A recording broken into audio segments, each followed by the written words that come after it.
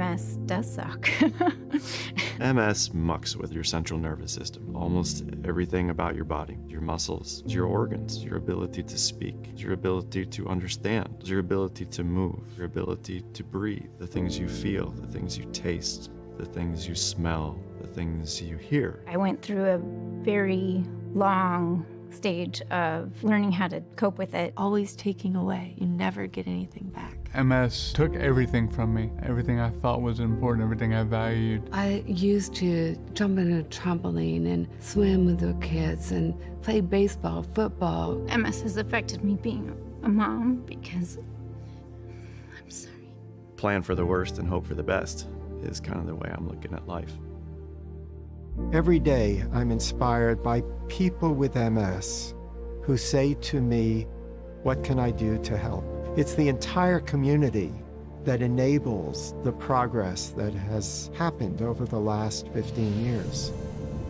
I've heard repeatedly over the last few years, "You're so positive, you're so positive." I figure I'm still gonna live my life. Occasionally it slows me down a little bit, but it hasn't stopped me. How do I want my daughters to look at me? They've seen the resilience of Dad. They've seen the strength in Dad, and that's what I want to portray. Because MS is brutal.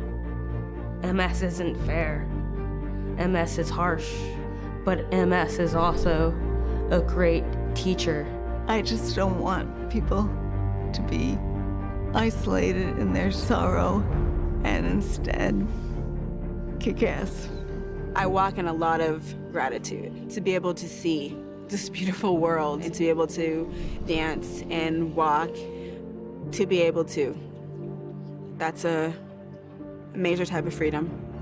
And it's a beast, but so am I.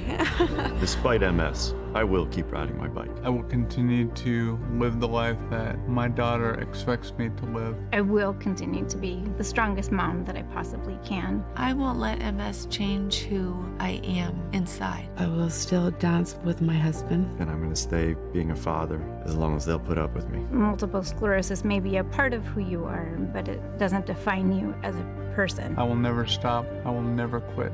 I'm going to keep being me. My name is Kevin Byrne. I'm Kim Feller. My name is Chris Ramsey. And I have multiple sclerosis. Multiple sclerosis. Multiple sclerosis.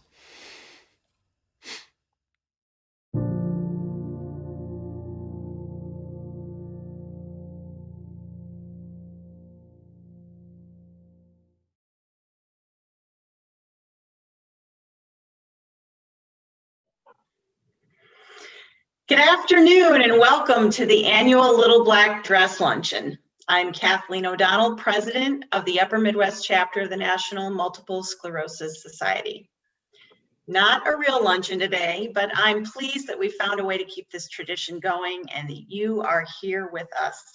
Hope you can sit back, relax, and enjoy the program we have planned and get pumped up for a week of silent auctioning. You just viewed Whatever It Takes. You might have seen parts of this in the promotions for this event this week. I think that you, all of us being here today, confirms that we are all willing to do whatever it takes to get to a world free of MS. So welcome. With so much change and so much uncertainty, we are thrilled that we can still depend on Robin Hubner, who has agreed to host our event again this year.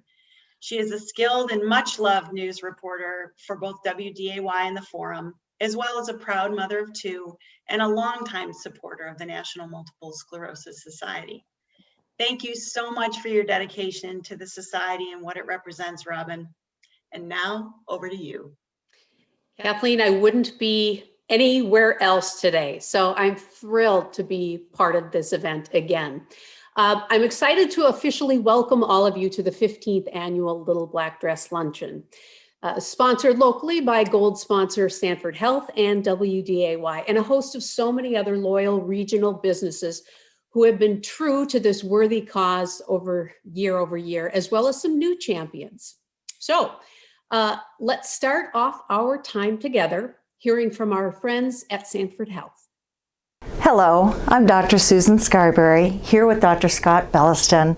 We are MS specialists in the Brain and Spine Center, part of Sanford Health, Multiple Sclerosis Clinic in Fargo.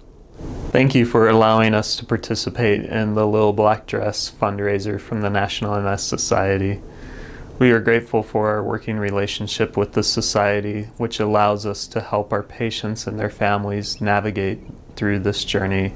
That's why we feel it's very important for us to have a strong support and collaborative relationship with the National MS Society. We are actually considered partners in care and a comprehensive center of MS care as recognized by the National MS Society. As such, to fulfill criteria to get that designation, you have to have clinicians who are experts in multiple sclerosis, as well as offer an array of different services such as medical, social service, nursing, rehabilitative, and mental health services as well. I'm excited to be one of the new physicians on the Sanford team and be an MS specialist in the Comprehensive MS Center. I'm thankful for the ability that we have to serve our patients and be able to give them the comprehensive care that they need, including all the little things, including the compassion that is so needed when someone is battling this terrible disease. We are also a proud member of the Consortium of MS Centers, and we are primary investigators in different clinical research trials. Over the years, Dr. Belliston and myself have been able to provide patients with MS the opportunity to potentially enroll in these trials. We are currently seeing over 3,000 MS patients across North Dakota, northwestern Minnesota, and northeastern South Dakota.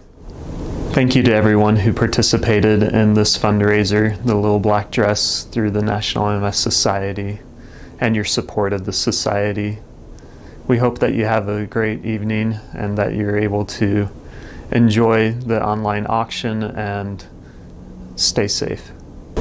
And don't forget, Scott, make sure that you talk to my husband to make him bid on something really nice and expensive for the live auction.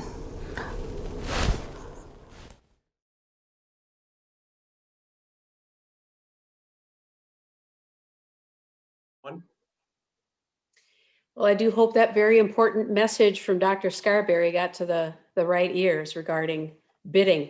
I'm always so moved by the depth of commitment of our partners like Sanford in the journey toward a world that is free of MS. It's my honor and WDAY's to be part of this event year after year. It's especially meaningful this year as we are using technology to creatively meet our communications and event challenges head on. So here we are. We're not genuinely live in person like we usually are, but we are gathering in a virtual space. We're still here, we're still together. I'm here, you're there, and we're all in this together. Like so many charitable organizations have had to do during this pandemic. But like Kathleen said, nothing can stop us. So welcome again. Feel free to munch on anything you've got. Keep a little water nearby if you need. And I hope somebody's snacking on something good and maybe sipping a mimosa somewhere, hopefully. So we have a full program for you. And while a few bits were recorded, I'm so happy to be coming to you live today as we celebrate the progress that we're making toward a world free of MS. I know many of you, for you, this is a yearly event. So thank you for your dedication and your willingness to tune in rather than sit down and eat like we usually do. And thank you to the many new people that we're seeing joining us via Facebook. Unconventional, but where there's a will, there's a way. And we really appreciate you being here. 15 years, yes, 15 years. I should look back in my calendar. I know I've been here for most, maybe not, if not all. But year after year, this amazing group has been coming together to help change the world for people who have MS. You've opened your hearts, your wallets, and you've helped accelerate us toward pathways to cures. Your loyalty, particularly during these challenging times, is inspiring. And people who live with MS, they need us now more than ever. Upper Midwest Chapter Trustee Ralph Hansen, an avid biker for the cause, has a couple of words to share with you. Hi, I'm Ralph Hansen, a member of the Board of Directors of the Upper Midwest Chapter of the MS Society. Welcome to this fundraising event.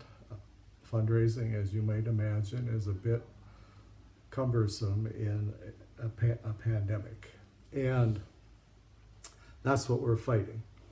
The needs of people with MS don't change when there's a pandemic. In fact, they probably become more pressing. And as a result, the need for funds to provide research and various programs and assistance to people affected by MS are still needed drastically. So my suggestion is that you bid early, often, and high to support this great cause. Thanks again for coming, and have a great day.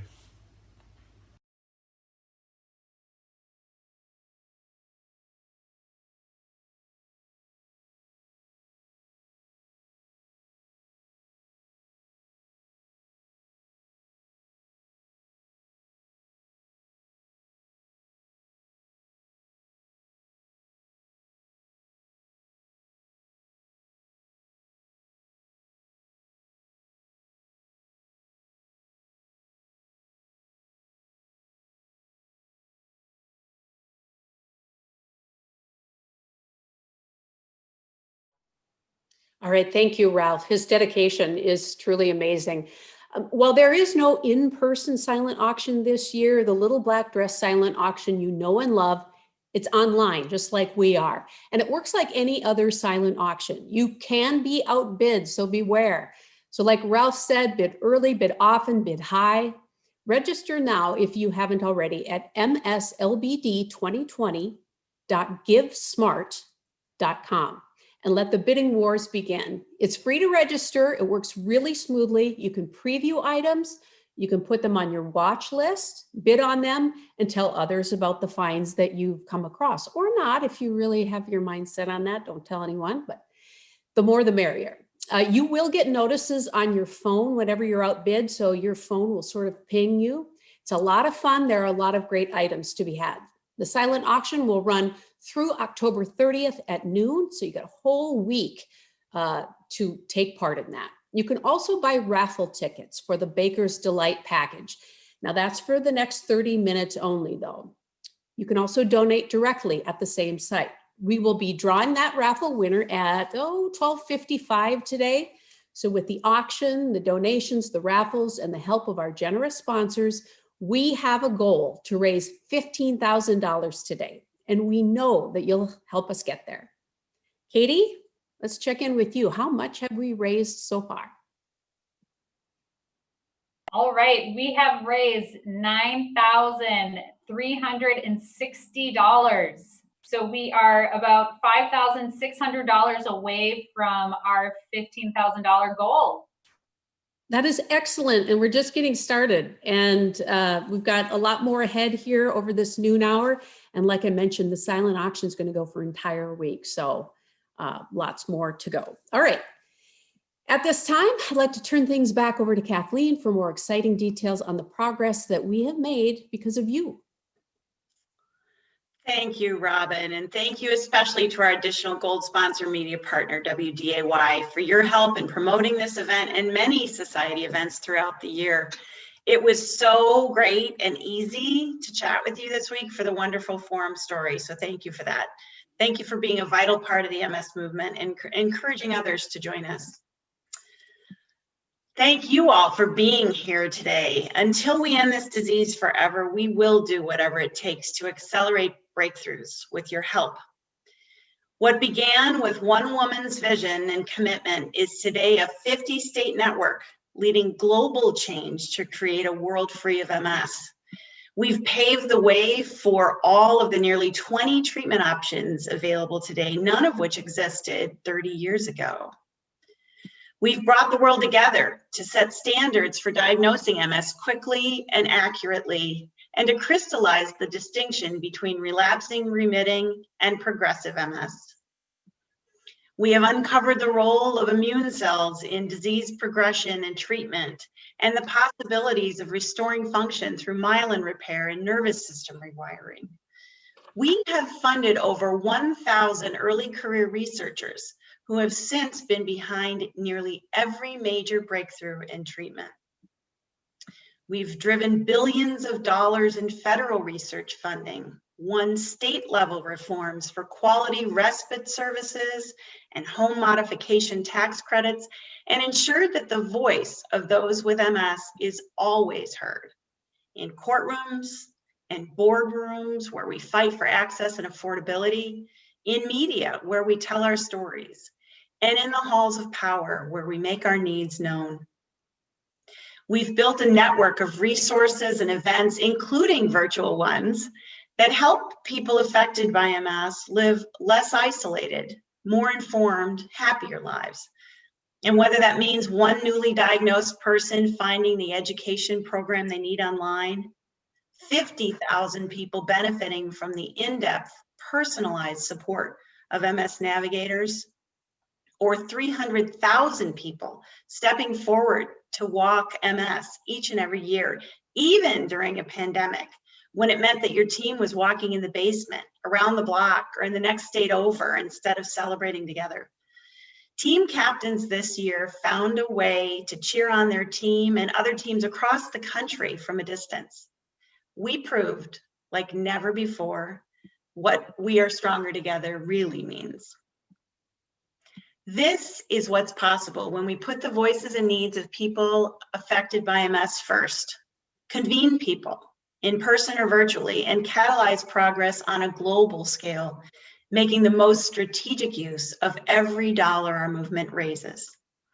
You know, a recent study funded by the National MS Society has confirmed that nearly 1 million people are living with MS in the United States, more than twice the original estimate. The MS Research Program and the National Neurological Surveillance System partnerships with our Department of Defense and the CDC are but two examples of strategic alliances that maximize our reach and collective impact and what we can learn together. The National MS Society is leading the way in worldwide collaborations through the International MS Federation. Through the I Conquer MS survey, people can share their experiences coping with COVID-19. And those results will be shared as part of an international initiative gathering data from healthcare providers and people with MS all across the world.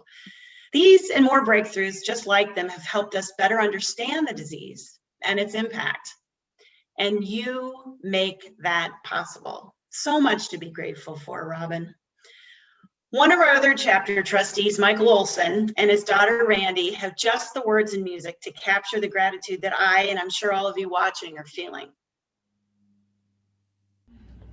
Well, welcome. My daughter, Randy, and I, and Dakota Kate are gonna play a couple songs for you.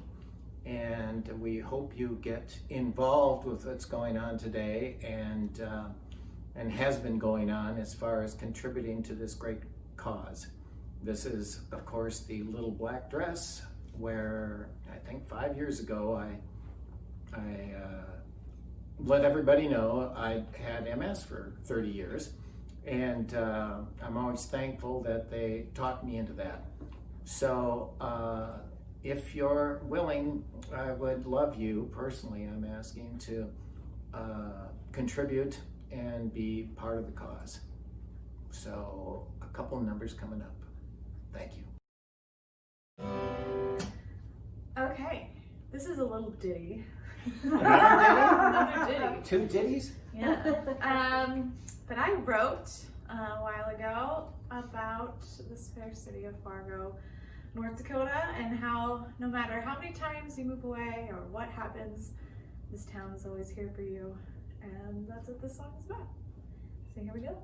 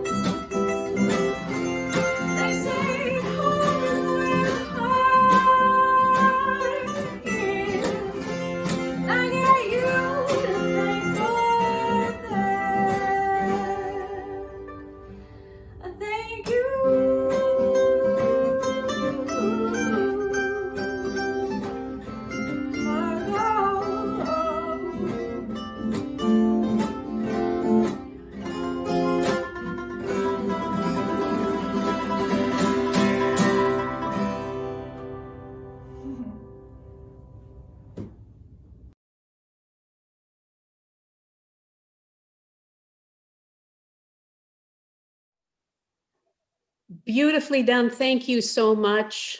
Thank you, Fargo, indeed. It does take all of us working together to make progress in ending a complex disease like MS. And we start by sharing our stories and listening and learning. I can tell you as a journalist that nothing is more profound or impactful than a story. Beautiful song. All right, let's listen now for a moment to what people in the MS community are asking us to do.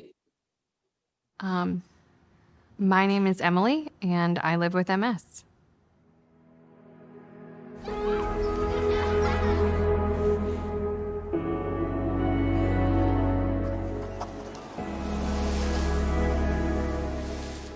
On a good day, I am walking fine. I can do just about everything I want to do. My dad's doing pretty well. He's still walking, he still works full time. With my new infusion, I am having more better days than bad days. My knees feel good. I can actually feel all 10 of my toes. I haven't had any symptoms or episodes in a long time. I think the rate at which we're finding discoveries in MS is pretty astounding. A generation or two ago, people had no treatment options to turn to. The medications have really changed the course.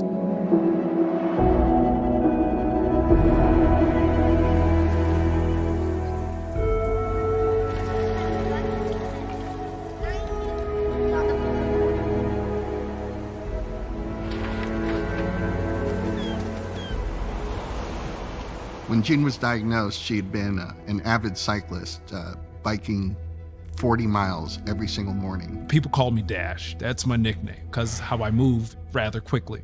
Altogether, I served for about 12 years, from 1991 to 2003. Married to the person of my dreams, feeling really stable. And then everything just got ripped out.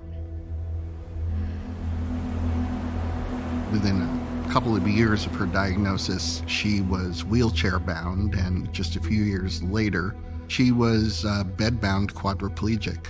The doctors told me they weren't sure if I'd be able to walk without a walker or walk anymore. I couldn't run. It would just mess with me in my mind, like Dash couldn't run. My mom also had MS. I can only hope that when it comes to my MS, that it does not impact me as much as it did her.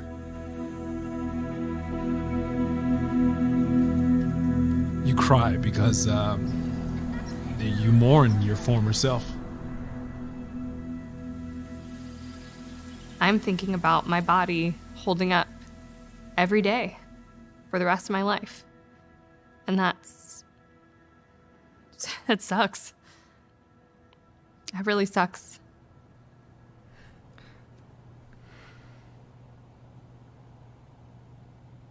But we're resilient. We always have been. All these drugs that we have to slow down the progression of the disease is great, but what I would like to see in my lifetime is an actual cure. We've really come a far way in such a short amount of time. If we continue doing what we're doing, raising more money, supporting more research, we will find a cure. Talk to us, reach out to us, listen, because the only way we can find a cure is with help from everybody. We have to go on offense. We have to change the course of this. And I don't think that's a lot to ask. There's a lot more that we can do. Well, I appreciate everybody's attention, and I want to thank you so much for listening. Thanks for listening. Thank you. Thanks guys so much for listening. Thank you for listening.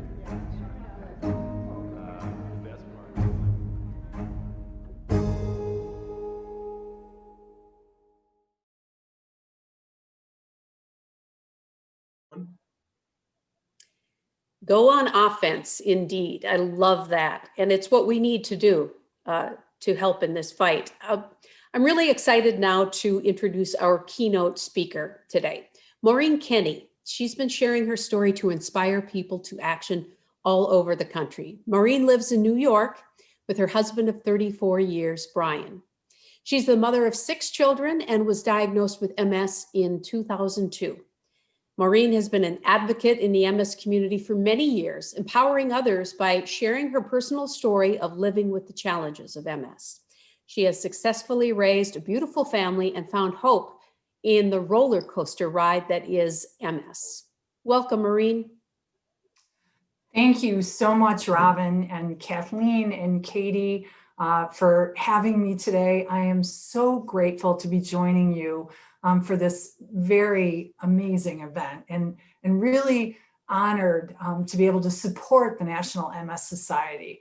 You know, now more than ever, the research that events like this support is so important to stop MS in its tracks, because we all want a world free of MS. So 18 years ago, I was 39 years old, and I was in the prime of my life. I was just hitting my stride, you know, which seems kind of appropriate because I'm a runner, and at that time, a very avid marathon runner. I had just given birth to our 6th child, and I often, you know, like to note that that's, you know, the key, that now you know I'm crazy, 6 children.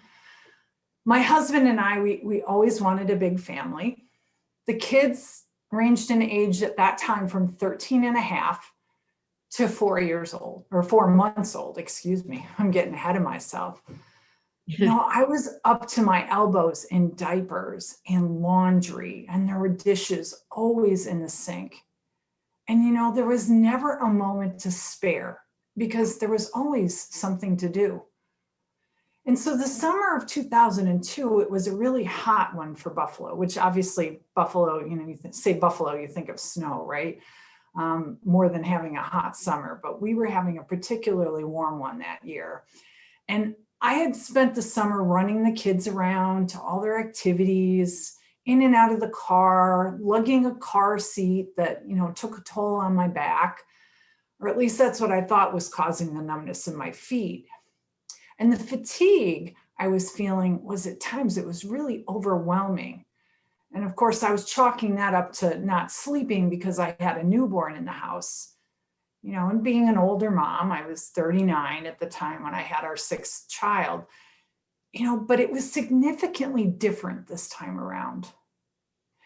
Tuesday, August 27th, 2002. You know, it's kind of funny how we remember some dates. I woke up really early that morning, and Tuesdays were always grocery days in our house, you know, and I wanted to really get an early start on it because, you know, 6 kids eat a lot of food. And I had multiple stops to make. I could leave the kids home with my 13-and-a-half-year-old to babysit. And I remember as I laid in bed, I realized that that numbness that I'd been feeling in my feet, it really had intensified. And now my ankles were numb. And I thought, oh, this is really a little strange, but, you know, I really needed to get going. I had a lot going on that day. You know, as I pushed one cart and pulled the other through the store, I realized that the numbness was spreading. And by the time I got to the checkout line, the numbness was all the way to my chest. I remember bumping into the handle on the grocery cart, you know, as I was pushing it up to the checkout. And I realized I couldn't feel anything from the chest down. You know, I made it out to the parking lot. I loaded the groceries into our 12-passenger van, because that's what it takes to tote all those kids around. And I was struggling with my balance, you know, lifting bag after bag. And I drove the few miles home, and I was, you know, a little concerned, but, you know, I chalked it up to being sleep deprived and exhausted, because that was the, you know, my normal state at that point of my life. And as I drove into my neighborhood, I remember coming off the main road. And as I turned the corner, I lightly tapped on the brakes to slow the car down to make the turn. Only it wasn't lightly. I slammed on the brakes so hard that the car came to a screeching halt, and I left skid marks on the road. And at that point, I really could no longer deny the fact that I really needed to call the doctor. I spent the next 8 hours in the ER, and I had several tests, and the whole time just wanting to get back home to the kids. I was worried. I hadn't nursed the baby. They couldn't really determine what was going on. At that point in time, the hospital didn't have an MRI machine at the hospital. And the attending came in to talk to me before they discharged me.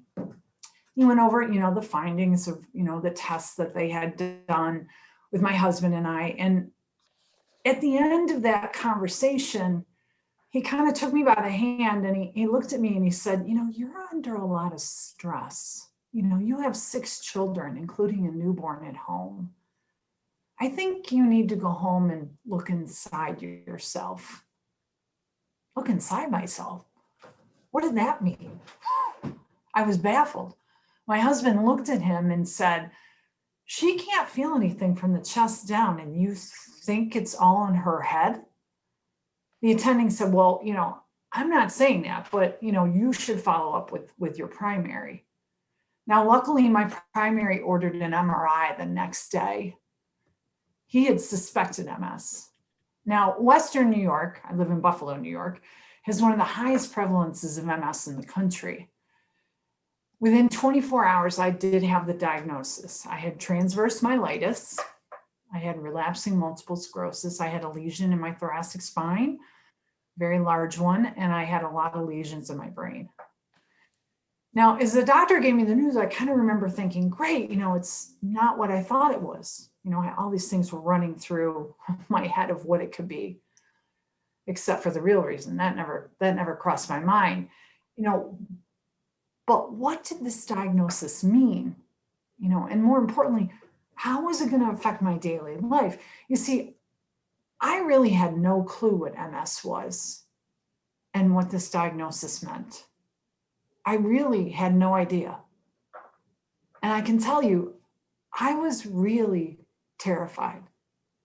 But, you know, in the first few days, of course, you know, the more I learned, the more that fear even grew, because at that point in time, nobody could tell me, and they probably can't even today, tell me what this journey with MS is going to look like, right? Because everybody's journey is so different. I think it's one of the most frustrating things about MS. It's not like a cookie cutter. It's not like we're all the same. Now, I was home from the hospital. I was terrified. I was exhausted. I cried a lot the first few days. You know, self-pity was an outlet, but I can tell you it wasn't getting me anywhere. Now, my mom and my 2 sisters, they drove from Syracuse to Buffalo on the day I was discharged, which was just a couple hours away. And my mom went into mom mode. She came on a mission. My mom was always actually on a mission. She was kind of a force to be reckoned with. At that point, my mom had had her 8th stroke about 6 months before, and she was told she would never walk again. But that didn't stop her. Yes, that day that she came to my house, she did walk into my house with her walker. And when she arrived, she beelined for me, you know, finger up in the air, you know, the mom finger. And in this really stern mom voice, she said, "You are not going to feel sorry for yourself. There's no room for self-pity. You have too much to do." You know, here I thought I was going to get this shoulder to cry on, but, you know, my mom, she was having none of it. She told me, though, exactly what I needed to hear. And at that point, when most people don't know what to say, my mom knew exactly what to say. I needed to stay positive if I was going to deal with the many challenges that were ahead of me. It's almost as though she knew that it was going to be a challenge. Now, the first several years of my diagnosis, I struggled with constant fatigue and dizziness and many relapses, including a bout with optic neuritis, which left me blind in my right eye for about 8 weeks. It took me to recover my sight. My vision did eventually come back. Through all this, the kids, of course, were my first worry. You know, I was a stay-at-home mom at the time, and I was struggling to take care of myself, yet alone the 6 kids who needed me. You know, how was I going to launch them into the world? You know, that was my job. The guilt I felt at times was so immense. You know, I had guilt every time I had to say no to things. You know, could I bake for the PTA? No, I'm too tired. Can I come and volunteer at this? No, I'm too tired. I could barely walk up the stairs, yet alone, you know, carry the 35 loads of laundry a week up from the basement. You know, with kids though from 4 months old to 13 and a half, what I did realize was that I had my own army to help. Well, maybe not the newborn. He was kind of useless at that point. He made a lot of messes. Actually, when it came to helping around the house, he was useless, but he did make me smile, and that was just priceless. Now, learning to ask for help was really difficult for me in the beginning. I was the mom that did everything for everybody else. And asking for help, though, it not only helped me, but it gave my children an opportunity, you know, to learn new skills, to become more independent. Now, one Saturday morning, I remember we were cleaning the house. And when I say we, I mean the royal we. I think I was on the couch. And I said to my two oldest sons, they were teenage boys at the time, you know, who knew MS would make me a better mother? And my smart Alex son turned to me and said, how is us cleaning the house making you a better mother? But that lesson would be learned later in life. You know, this coming May, our 5th child will graduate from college. I'm very proud to say from Yale University. And that means 5 children off the payroll. Our oldest is pursuing her PhD in civil engineering. Our oldest son is vice president of IT for a large company. Our other son is our 3rd child. Our 2nd son is in the US Navy serving our country, which I'm very proud of. Our daughter is living in Boston, coding and doing data analytics. And of course, our son that is graduating from May is number 5. Leaving just one child at home, our 18-year-old son, who's on the autism spectrum and is working his way towards independence, which I'm very proud of all of them for each of their accomplishments. All that cleaning I did think helped teach them something along the way. Now, the years have passed, and I am really blessed to say that my MS is quieted down for now, and the worry that once consumed me, that's quieted as well. And at the beginning of this journey, I was focused on what MS would take away from me. You know, would it take away my ability to take care of my family? You know, my husband, my home? You know, those were the things I worried about.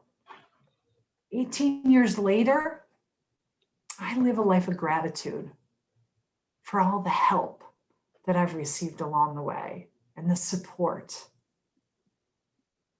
And yes, I still hear my mother's voice. I will not feel sorry for myself.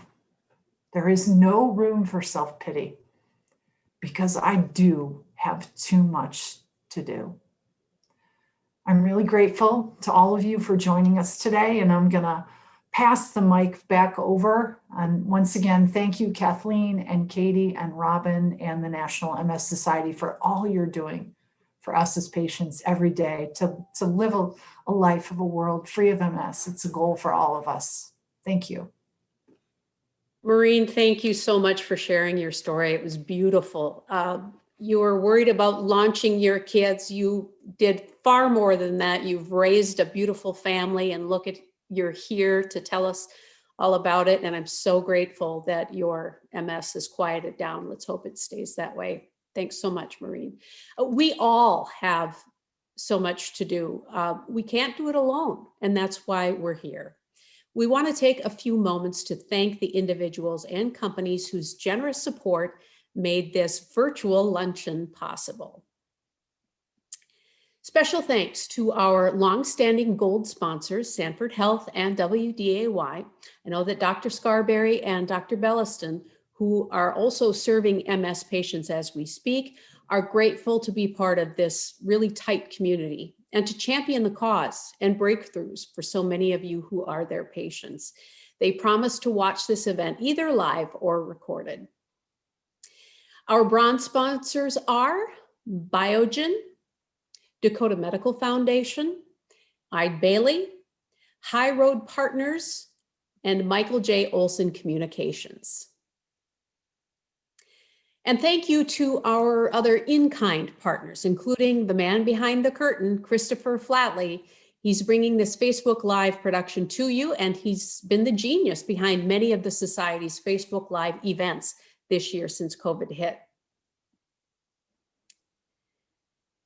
We would also like to extend our thanks to the dozens of individuals and local businesses who donated items for our incredible online auction and other in-kind donations that helped make today special. Please join me in a big virtual round of applause for all of the corporate and individual sponsors and auction donors. I'm going to clap. Why not? Kathleen? I'm still clapping. Okay, I'll join you. So heartwarming. I love Fargo Moorhead. I love that song. It made my heart swell. What an amazing community that we're so blessed to be a part of. I'd like to personally thank the incredible team of volunteer leaders from your community who worked tirelessly all year long to put on a successful event today. I'd like to recognize the Little Black Dress volunteer committee members. Deanne Hansen, Ralph Hansen, Lori Keel, Michael Olson, Sherry Paulson, and Shelley Richard. And my incredible colleague, Katie Million. Katie has been the master behind the auction. She's handling that right now, in fact, our invitations and more, always keeping our group focused on the best possible experience for you all today. Special thanks to you, Katie. How about another virtual round of applause for all of the folks on the committee? We can hear the clapping taking place. Thank you so much. Well, this has clearly taken a tremendous amount of effort. So Kathleen, what else can we do together? So here are the things that everyone can do to connect, learn more, and make a difference.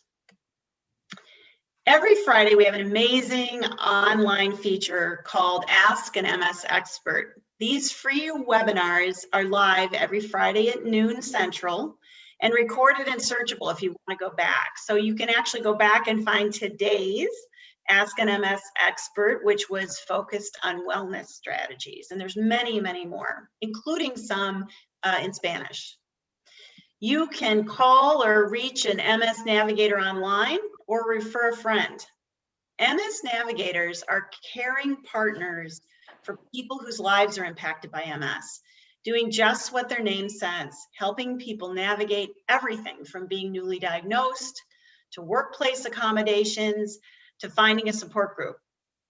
If you go to the Society's website, a pop-up literally says, chat with an MS Navigator, and you or someone you love can start there. Or you can call our main number, 1-800-344-4867. The Society's website is really second to none, and it's recognized as such by individuals and healthcare providers alike. With the most current and comprehensive research-based information in an easy-to-find format, there's pretty much nothing you can't find. And if there is, you can email a navigator with your question and they'll get back to you. Download the Real Talk MS podcast, hosted by our longtime friend and champion, John Strum, who you heard talking about his wife on the video you saw earlier. John brings to life the most current developments, hot topics, and issues of interest to the MS community. The podcasts are also free and available 24/7. You can join the MS Activist Network. You get action alerts when issues impacting people who live with MS and their caregivers are at stake. You'll get alerts and turnkey ways to reach out to public officials to make sure that your voice, our voices, are heard. You can do it from the comfort of your home, and information about that is also available on our website. And vote. This is an important time to be involved in the issues you care most about. You can continue to support Society events and activities like this wonderful event and invite others into the MS movement, whether it's through Walk MS, Bike MS, including our new Bike MS Inside Out platform that allows you to ride whenever and wherever you want. Expand your team, create a new one, maybe at work. Fargo-Moorhead has just launched its first Society Community Council, so you'll be hearing more from them as well. We are a movement by and for people who live with MS, and we need everyone. Indeed, and so many ways to get involved. I had done the Bike MS for a number of years, and it was super fun, and I'm going to have to check out the Inside Out way as well, because I need a way to really stay in shape over the winter. So I'm going to get my bike right behind me hooked up on my little trainer, and might have to give it a run. Awesome. You know, it's time for the moment, though, Kathleen. We got to get to this now, right? Because we said 12:55 we would be doing this, and we're pretty close to that. Yes, we are. It's time for the moment that we've all been waiting for. First, thank you to everybody out there who bought raffle tickets. And thank you to Maureen Kenny for donating this fabulous Baker's Delight package. It's a KitchenAid mixer in either orange for MS, which is pretty cool, that color, or available in a color of your choice, whatever they have available. A $50 Hornbacher's gift card and delicious homemade cookies made by Maureen. Total retail value, $500. Thank you. What kind of cookies, Maureen? Oh, she's on mute, darn it. What kind of cookies are you making, Maureen? Can you hear me? They are sugar cookies. I'm very well known for my sugar cookies. So decorated sugar cookies, and you can pick the design that you would like if you have a birthday party and you want some birthday party cookies, and I will ship them to you. So, or we could do Halloween or Thanksgiving or Christmas cookies, whatever you decide, okay? All right, terrific. Well, someone's going to get a real treat from Maureen as well in the form of cookies. So, Kathleen, how does this work in the virtual world that we do this raffle drawing? Right. So my colleague, Miss Katie Million, who supports our community's DIY efforts, is drawing the winner from the many raffle tickets that were purchased with a random number generator. So think a big mechanical hat that we're like drawing the tickets from right now. So I'll give her a few seconds to do that. And Katie. Here we go. Moment we've all been waiting for. Got the number typed in, clicking generate.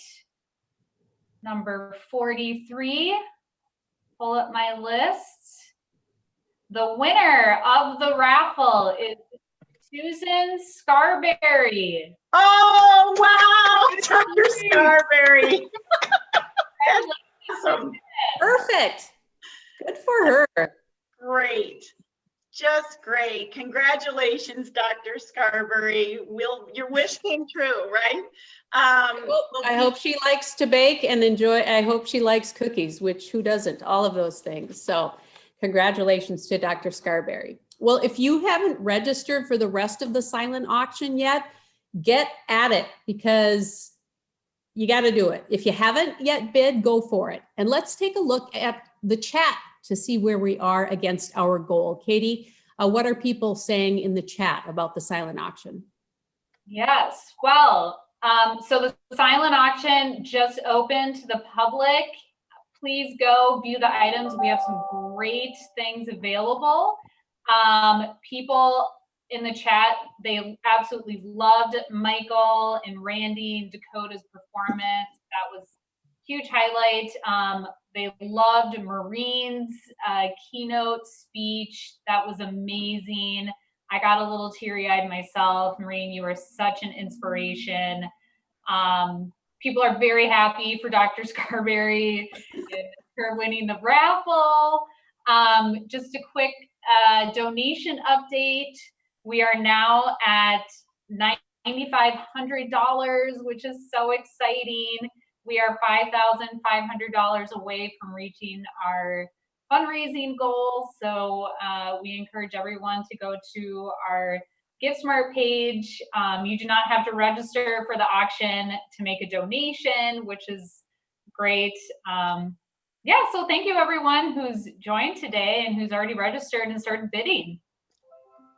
Well, Thank you. it's excellent. And there's a lot of fun things. I know there's a weekend getaway at on Big Pelican Lake, which is like a 4-day deal.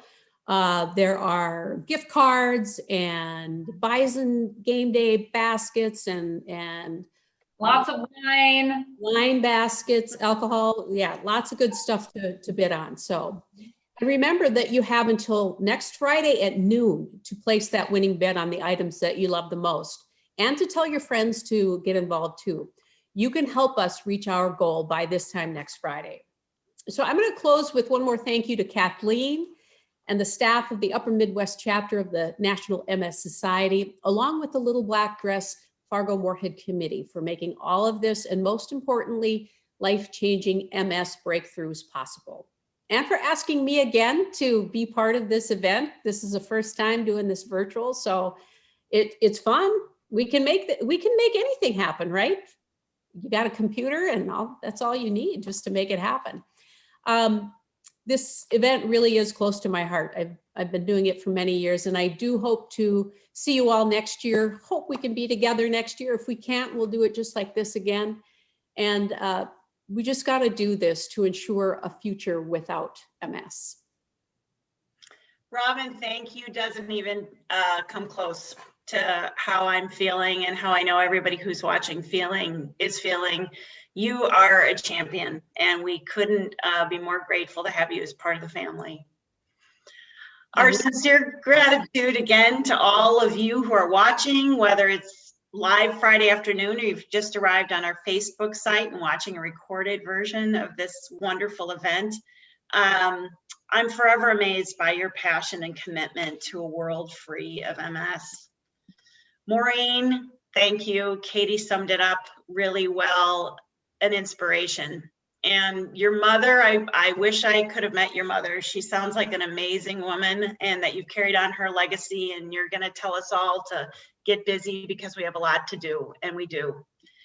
It's because of people like you who are tuning in, and people like Maureen and Robin and Katie and our whole MS movement family, that we're able to provide life-changing support to thousands of families affected by multiple sclerosis, and to press onward with breakthrough research. MS hasn't stopped during the pandemic, and neither have we. More research, this is one of those things that just blows me away. More research has been done in the last 5 years than in the previous 70. We could be the generation that ends MS forever. Thank you, everyone, and have a great day. Thank you. Thank you. Bye. Bye. Thank you.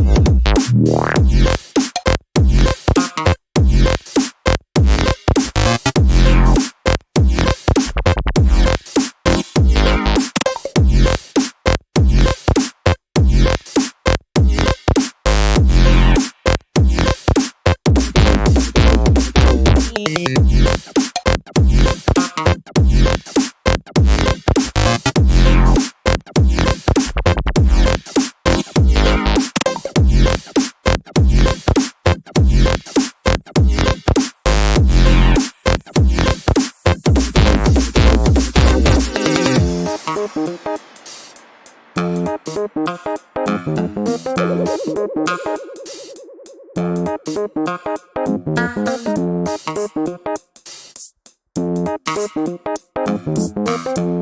you.